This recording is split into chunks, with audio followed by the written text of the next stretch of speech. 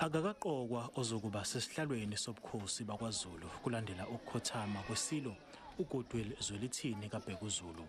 Ngesonto eledlule kufundwe incwadi yefa lesilo kwabe sekusingathwa imihlangano ukudingida udaba lozokungena esihlalweni sobukhosi. Lo mhlangano ke ukhulumile ngendaba isifiso zengonyama ephume uWilliam Ngonyama.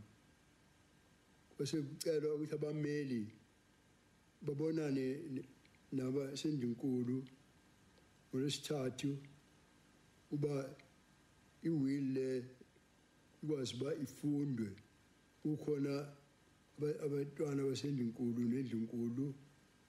Emva kwalokho ke sesibe ngibuye futhi sibikele isizwe ukuthi okungamazwe okugcina ngiyazi ukuthi kuningi sekudida abantu ngenxa ukuthi sekukhona ukukhuluma okuningi sekusakaziwe. Abasondelene neNdlunkulu baqinisekisile ukuthi uNdlunkulu uMantombi Madlamini uyena okhethwe ukuba aqoke ozokuphatha ubukhosi bakwaZulu.